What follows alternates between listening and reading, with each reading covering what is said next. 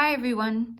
This video will provide an overview of how to use QuakeFeed version 5.2. You'll see here that I have the free ad-supported version loaded on this device, and you can tell that because there is a small lock by the Wildfires tab, and also there is an annoying ad. We've added a lot of new features to the QuakeFeed Premium subscription this year. And in this demo, I'll be showing you a lot of them. So I would like to encourage you to try the premium upgrade. It's free for 7 days.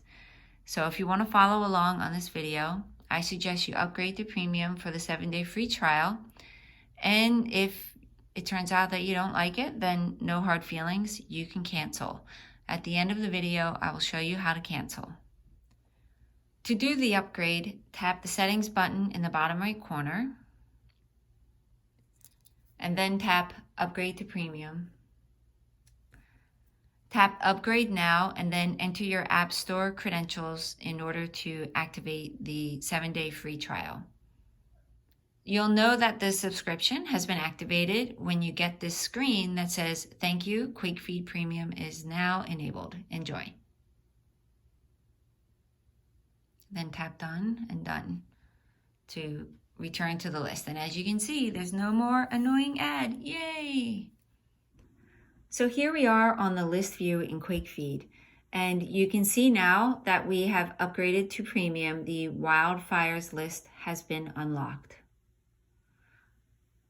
So from the list view, you can tap on any earthquake in order to see more details for the quake. It will switch to the map view centered on the earthquake, and you can pull up on this header to view more information for that quake. Pull down or tap the X to dismiss that. Use the back arrow in the top left corner to return to the list. For wildfires, you tap the Wildfires heading to switch to the Wildfires list. Then you can tap on a wildfire event, and then you can pull up this panel to see more details for this wildfires event. While you're viewing the list at any time, you can always tap on the globe in the top left corner to switch to the map view. On every screen, you will also notice there's a question mark in the top right corner. If you tap on that, you can open up a knowledge base of help articles, or you can tap Ask to send us a support request. At the top of the list view, there is a gray search box. If you tap in the box and then type in a name of in this case, since we're on the wildfires list, if you type in the name of a wildfire, you can search for it and find that wildfire in the list. And this will filter out all the other wildfires. You can do the same thing on the earthquakes list. You could tap in there and you could type in California, for example, or just Calif in search. And then it will filter the list to show you only earthquakes that have the name California in them. If I switch to the map view now, you'll see that the map has now been filtered so that I'm only seeing earthquakes in California and the KNP fire. If I want to clear the search, I can either do cancel or tap the X in the search box.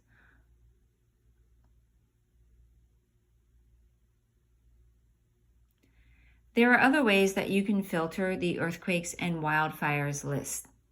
If you tap the button that is second from the left on the bottom, you can open up the data feed and filters options. So the data feed defaults to USGS 7-day, but you also have options for the USGS 1-day or 30-day feeds, which are the USGS is the best option for viewing earthquakes in the US. You also have the option for EMSC 1 or 7 day feeds, which are generally better for locations outside of the US. For earthquakes, you can filter by a minimum magnitude, such as I'll change it to 4.0 and higher. You can also filter it by the distance from your location, so you can only see earthquakes that are within a certain distance of your location. You can also exclude specific locations. For example, if there's a large earthquake swarm happening somewhere and you want to just filter those events out of your feed, then you can tap excluded locations and then search for and enter locations there. The types of options you have for wildfire filters are by the minimum acres burned and the distance from your location. So I'm going to change my filter settings. So I'm going to view earthquakes and wildfires that are within 800 miles of my location with a minimum magnitude of 2 and a minimum acres burned of 10,000. And now, as you'll see, there's only 24 wildfires in my list and 144 earthquakes. And if I switch to the map, you'll see that the blue dot shows where my location is, and these are all events that have happened within 800 miles of my location. Another way that you can control what you're seeing in your list is by using the sort feature, which is second from the right on the bottom. The different options you have for how to sort the earthquakes are by date, magnitude, distance, or depth. So if you want to see the earthquakes closest to you at the top of the list, then you would select distance. You can sort wildfires by the size of the fire, the acres burned, the distance from your location, alphabetically, or by the date that the data were most recently updated. So I'm going to sort this by distance too. Now at the top of each list, I'm going to see the earthquakes and wildfires that are closest to my location. So some people get confused and they think that the earthquakes that you see in the list and on the map are the same as the earthquake alerts that you receive on your phone. These settings are actually different. If you want to configure your earthquake alerts, you need to tap the button on the bottom left. It looks like a bell. And here you will see there are different types of alerts that you can configure. Regional alerts will send you all the earthquake events that occur within a specific region, such as worldwide earthquakes above magnitude 6. You can also add another region, such as California. I'll do Southern California. And then you can select a minimum magnitude for that. So I'm interested in any earthquakes in Southern California that are magnitude 3 or higher. Those are called regional alerts. We also have nearby alerts, which are based on the location of your device. So if you have this type of alert turned on, then when an earthquake happens that is near your location, you will get an alert for it. Down here, I just wanted to show you that there are different options for alert sounds. You could configure a different type of alert for your regional and nearby alerts. And now I want to take a closer look at the map. You'll notice on the map that there are a number of different symbols. And if you want to understand what these different symbols mean, you can tap this button right here, which will pull up the map legend. And this will show you what the different types of plates and faults lines mean and what the colors mean. They'll show you the symbols for the volcanoes, the MMI contours, wildfires, etc. The map responds to the typical types of map controls where you can do pinch to zoom, You can pan the map. And there's also a zoom to your location button and a zoom the map to full extent button.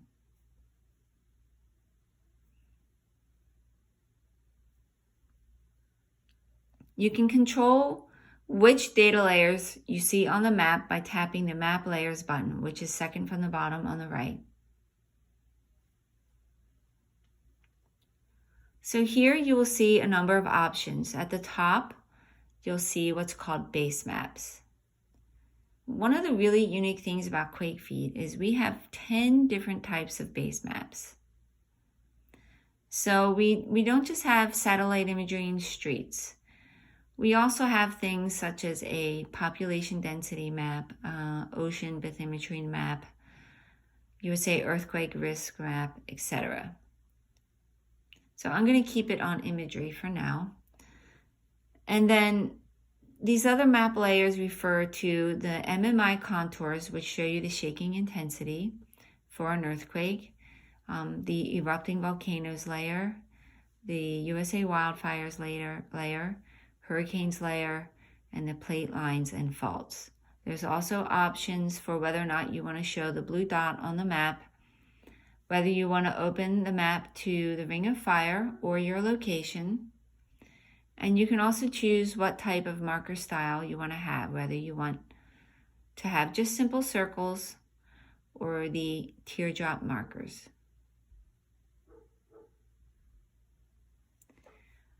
Most of these symbols on the map, you can tap on them in order to get more information. So if you tap on a wildfire symbol, it's going to show you the detail screen for that wildfire. If you tap on an earthquake symbol, it will show you the details for that earthquake. You can tap on a plate line or fault, and it will show a little pop-up which tells you the name and any information that might be available for that fault.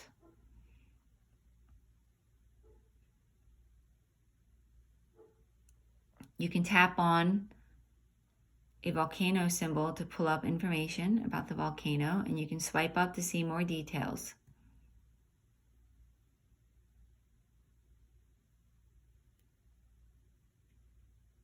You can also tap on a hurricane to see a pop-up showing more information about that hurricane. If at any time you don't want to see some of these layers on the map, you can always turn them off. So for example, if I'm not interested in the hurricanes or the plate lines and faults, I can turn them off, and then you'll see that they are no longer being displayed on the map. I'm going to change some of my earthquake filters now because I want to show you one more thing. So I'm going to change this to USGS 30-day, all distances, and minimum magnitude 7.0 because I would like to find the earthquake in Acapulco. So you'll notice these colored rings around the epicenter of the earthquake. These are the MMI contours, and what they show is the shaking intensity. And you can look here in the legend to see what the different colors mean. So they basically range from white or a light purple color all the way up to a red color. And the red means it was very extreme shaking, and the lighter shades, the purple, are showing where the shaking was weaker.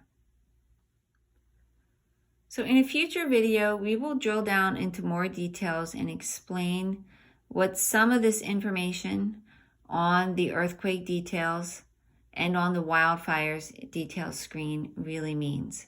But for now, we're just going to leave it there. And the last thing I need to show you is how to cancel your subscription if you decide that QuakeFeed Premium isn't for you. To cancel the subscription, you can use the Apple App Store app. When you open the App Store app, tap the circle icon in the top right corner of the screen. Next, tap Subscriptions. Then scroll down through your list of active subscriptions and tap on QuakeFeed. And then tap Cancel Trial. There's one more thing I want to show you.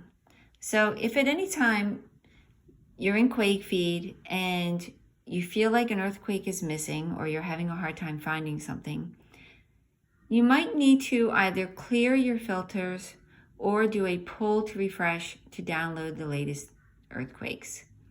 So to clear your filters, tap the Filters button and then tap Clear.